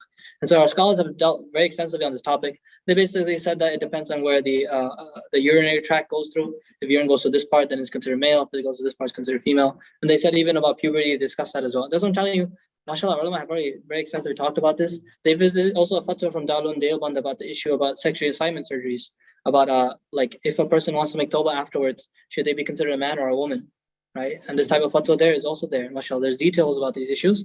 So, and again, he mentioned about certain things about doctor's notes, etc. If a doctor can truly confirm, there's no way to turn them back, etc. and things like that, then how should he operate? It's a very, MashaAllah, wonderful fatwa written, I think back in 2012. So now when it comes to engaging, interacting, and showing your disapproval, right? So now let me just, again, giving you perspective, right? There is a certain person, if I show my disapproval to, they will get an ibadah, they'll get a lesson. For example, maybe, if my father did not talk to me, especially being, mashallah, being raised as much as I can within Islam, I will feel extremely depressed because my father is showing his disapproval with me. And I feel like I should change it, right? But let's just say another father and a son, right? Do you think every son cares what their dad says? Right? So even showing your disapproval may not produce the results that you want. Right, and sometimes being gentle produces the results faster than being rude or being aggressive with them. So showing your disapproval is hard. I mean, exactly how are you going to do it without making this person, Allahumma salli Muhammad, feel like they're being ostracized or being attacked or hated, So the thing is to have conversations, to sit down and let's have a conversation. Can we read a book together? Can we share things? Be strategic about it. Whenever any atheist I've ever talked to, I've always said, can we get a cup of coffee? Can we have some tea? Can we sit down, have a drink? Can I get your number? Can we have some talk? I always think it's a dialogue, not a debate. So that's the thing about interacting. Disapproval could mean that you actually sit down and talk about the issue and show your disapproval there within a context. But if you just downright just say, I'm not going to talk to them, I'm going to turn away from them, is that really going to change their behavior? That's the question. In the books of fiqh, it talks about with the fasiq, right? A person openly commits sins. Imam Abu Yusuf Rahmatullah said, don't give salam to them, right? And they said that fatwa was applicable in his time. Because if you don't give salam to sinners in our time, there's like, all right, I hate these people anyways. They give me a reason to hate them more, right? And so being aware that disapproval sometimes may not produce the exact result that you want. I hope that kind of addresses it. I know it's a difficult thing. Allah make it easy, And these kids have to deal with it. All my Hifz kids, right? All the kids, they go to public school, they come to Hifz after school. I asked them, I said, that you guys have to deal with this LGBT stuff? It's like, yeah, they said we get sent to the principal's office every other day. I said, all of you? They all raised their hand. Because they said, why? Because they tell me to tell a pronoun. I don't respect the pronoun, and then I use the wrong pronoun by mistake, and they send me to the principal's office. Then we have a girls' hips program too. And then I said, is that the same for the girls? They said, yeah, it's also the same. We're also sent to the principal's office. You and I are talking about it because we have someone in the workplace. These kids have to deal with it on the ground. It's tough. I'll make it easy. A very good question, mashallah. Any other questions?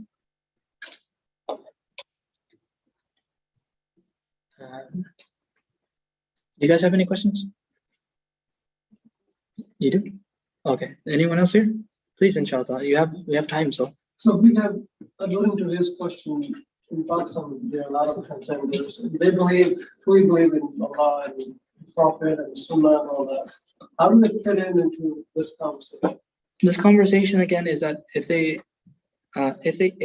truly believe that they're a man inside another person's body, right, or whatever.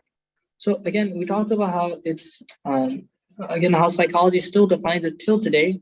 Gender dysphoria is still in the DSM. Gender dysphoria means that a person who considers himself to be in the wrong body. So it's a psychological disease. Someone legitimately have a psychological problem where they think that, right? And so if they consider that as being actual psychologically, there's an issue there, right? Then we deal with like every other psychology case. Right, so then they can be considered like that, right? If they've already gone through so much surgery, etc., then they're considered to be that gender or whatever. Then again, we just tell them again, like what the fatwa said, that if the doctor really confirms that they've transitioned so much they can't be reversed, etc., then you can just maintain them being under that gender, right? So there are different laws now. We can include them within the Islamic dialogue, right? The conversation. If you can try to convince them again, try to go to therapy, etc., that's the best process because you can let them know that Allah doesn't make mistakes like this, So, you can try to have that conversation. It's a difficult conversation to have. That's what I'm saying. It shouldn't be aggressive or direct. You should be you should have a very nice, nuanced discussion with them, sit down, have a conversation. because then you can get the point across. So I would say like try to convince them for therapy, etc. Try to convince them like that, because again, with the psychological, you can treat the matter, right? Through therapy, through discussions, etc. There are a lot of websites I wanted to link everyone to. Just go back.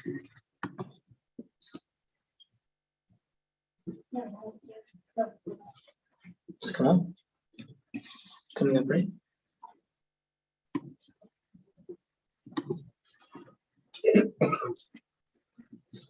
Sorry, let me just get out this right here.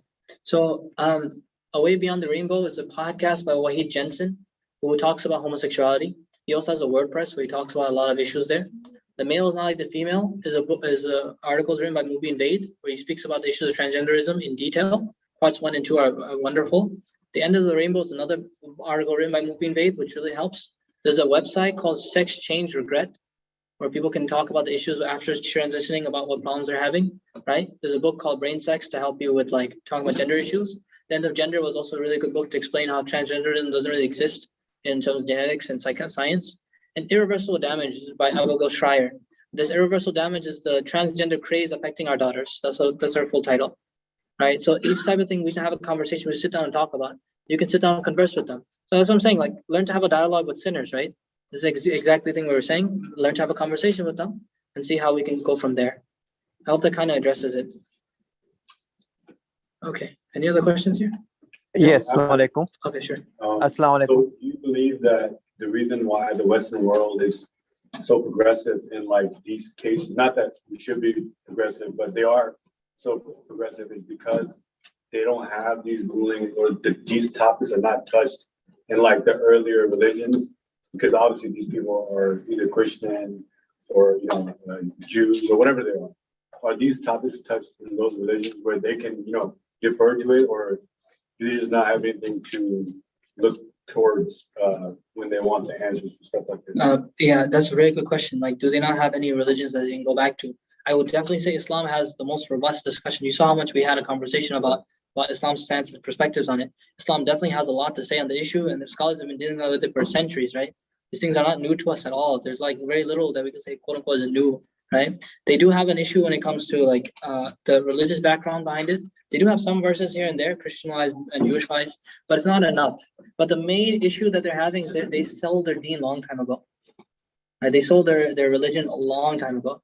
They're okay with everything, They were putting up the rainbow flag before anybody, right? So they were okay with selling parts of the deen as long as people could exist or whatever they thought was practicing their religion, right? So they abandoned the way of Isa and Musa long ago. So that's the idea of like, as a Muslim, we just haven't sold out, and we're not going to sell out. Right? We'll talk about the issue the way it is. You can disagree with me. You can cancel me. That's completely fine. Allah won't cancel me. I can still make dua. I can go to the masjid. I can pray. It's all fine, right? Nothing's wrong, right? If they cancel you on Twitter or whatever, all right. I was an idiot on Twitter anyways. Facebook, I really need to go open the Book of Allah anyways. It's not. You know what I'm saying? So understanding that there are a lot of crazes within Islam, like what you call it, within like the Islamic world. Communism was really big at one time. Right? They were like talking about, we all have to become communist, right? Socialism, right? The atheism, right, was a big trend, right? Now you're seeing it slowly die out as well. And LGBT is the thing we're dealing with now, and it will die out too. You just have to wade the waters, right? Just be patient, inshallah. I hope that kind of addresses it. That's a good question. I have one follow-up with that. So what is the counter to that? Because we know these topics are taught in schools and all that. In our countries, we are the automatic switch is fundamentalism. We go against it. Like I asked, like how do we treat them? Yeah. You're saying you have to be more of a Passively. Engage with them. Yeah. But to counter that is we're kind of giving this sense that it is acceptable. Yes. Because if you don't counter it with let's be with the story, we're kind of like giving them permission to be right. Let's be honest. I'm from Pakistan. Mentality. If you do something, it is not let's sit down and engage. It is automatic either.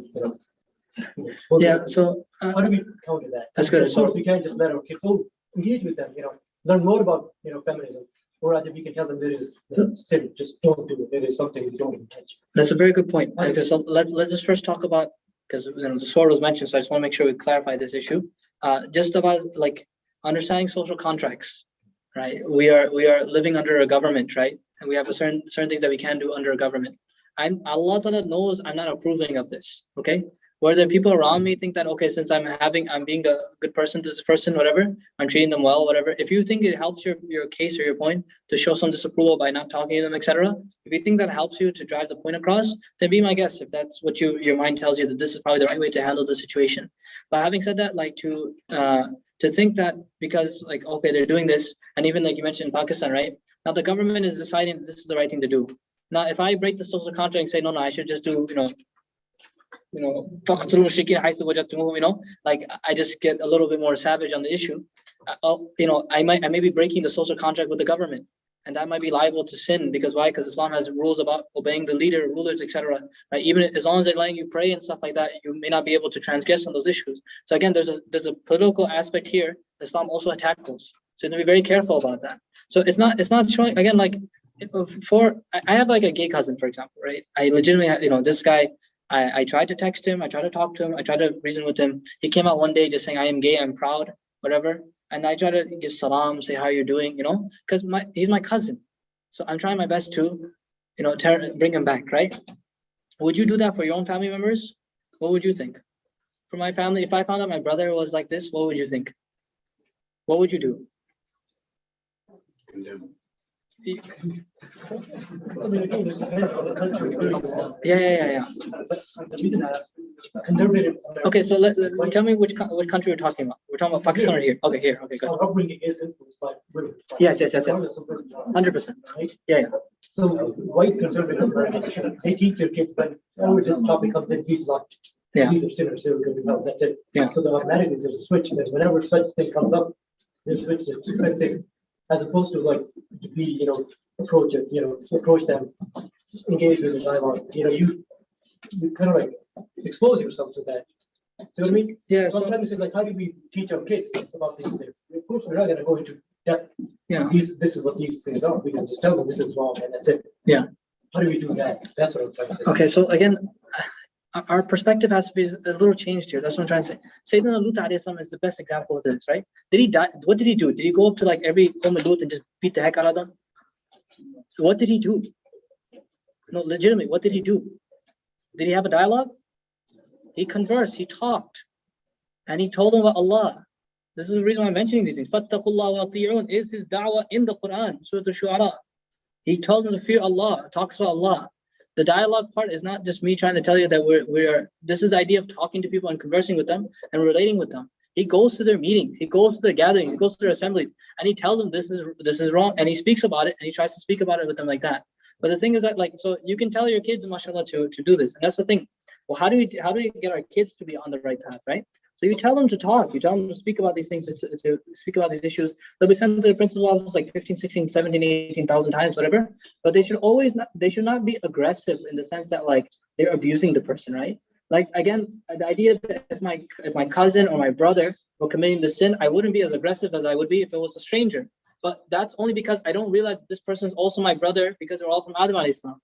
If you realize that, I would be as nice to them as anyone else. But we don't realize that. Again, the perspective isn't there. So these kids need to be told about these things, that it is wrong, and then tell them to have a conversation, talk to them, to speak about how the issue is wrong. I'm not saying to have a conversation to go, hey man, let's go to the gay parade together. I'm saying go talk to them and tell them that it's something wrong to do, right? And speak about it and have a good way to explain it. But I'm saying wait for the opportunity. Sometimes the opportunity will come by itself where you can mention it.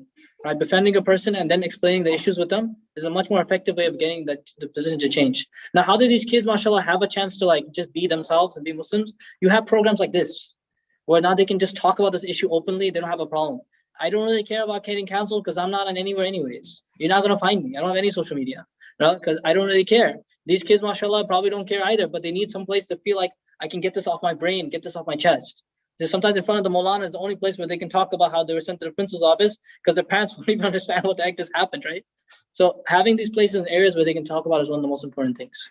So these are certain ways again, but just be very careful. There's only so much you can do before you get into haram perspective too. Like, for example, to hurt a person because they're committing a sin, like that's not what Islam says to do at all. Are we supposed to hurt somebody when they're committing sin? Like, we can't do that, right? Any other questions? MashaAllah, you hit it right on target. You see just reality. It's not just here and that or anywhere else. I'm still active duty American Coast Guard, so I do see that another case that comes up. They actually join this time 4 years in 6 years in terms of benefits, right? So a lot of people join for education benefits. Now I see a lot of this comes in. And operations has changed to match their gender that they do.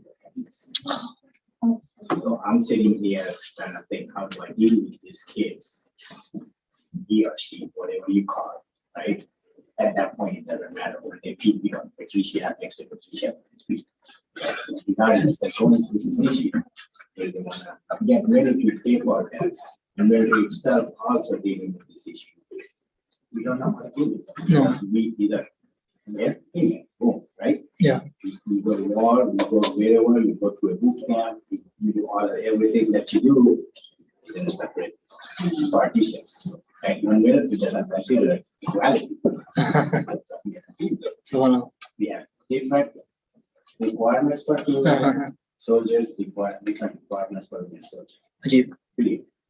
So now if you kind of bring in the third,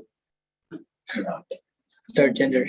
how do you deal with that? How do you deal with that? How do you treat them? How do you teach them? Yeah. At the same time, it's also I myself personally many times pick myself like, but by the rules and laws, because my commander in chief told me to do so, Yeah. follow the rules, saying like, hey, under your rights, I justify, provide you what your needs are. As long as you meet these, you get to do whatever you want to do. You came as your agenda. Yeah. That this is what you want to come out of your service. Yeah. Right? Because everybody joined for certain benefits. So, I mean, there are some people that are like, I won't say that they joined to some country. Still, it's a noble thing. Yeah. I consider it's noble to be, after a line. So as long as it doesn't conflict with religion. Makes sense. Right? Right. So there are certain people, and there are people that come from these countries, and I see a lot of generations now coming just to get that. So it is a reality. It is a money thing that has basically doctors get money, free money. Yeah. $25,000 to go through an operation, and it's there for 60 countries. Yeah. By the way, the money thing, Jazakallah for mentioning that. Like, that's why they haven't taken out of the DSM. If you keep it as a psychological disease, what it means is that you'll still get benefits, right, for taking care of the treatment. So, homosexuality is not considered it, right? But they still kept gender dysphoria because you can still get medical help then because it's considered a disease then. It's such a deep, sad reality we live in. That's not what I say by law and providing me this, but within my belief, it doesn't fit right. No. And I see as a stand. Yeah. But that doesn't mean I will mistreat you. I make Yeah. And get see, justice, and you get what you deserve and what you joined for, and there is nobody's giving you harassment or Yeah. anything like that. Because throughout the years as you go higher, you get to deal with those kind of things. Junior members are always junior. Yeah, they turn on each other, they do whatever they do with each other. sometimes they're Pete, sometimes they're, And when you go to the city, without like being 19 years old. Oh, okay, yeah, I see. Yeah, that. it's one of them. Where you going with that? Oh, Mashallah, now Look. good interaction. yeah, cool. Any other? No question. Okay. They did ask for the I'm not sure if there's any question. the WordPress. No, they just asked for the WordPress. My WordPress is called Heart of Knowledge. I update it every once in a while. It has many things on atheism. A lot of questions about atheism that I brought up. Many questions people ask me, I just put them out there as a general, specific answer. If you'd like to just look at the WordPress, you can, inshallah. There's a bunch of them. We are working on a book because some Rahman said to just put it together as a kitab. And the book is called Polishing the Compass, Alleviating Doubts on Atheism, right? So make dua, inshallah, Allah to make it to fruition and allow it to come in reality, inshallah. And Jazakallah khairan for being wonderful hosts, mashallah, to a guest that came. I ask for forgiveness if I said anything wrong. Anything that came wrong was from myself, and everything that came right is from Allah subhanahu wa ta'ala. Wa sallallahu alayhi wa sallam, Muhammad wa alihi wa sahbihi, jazakallah.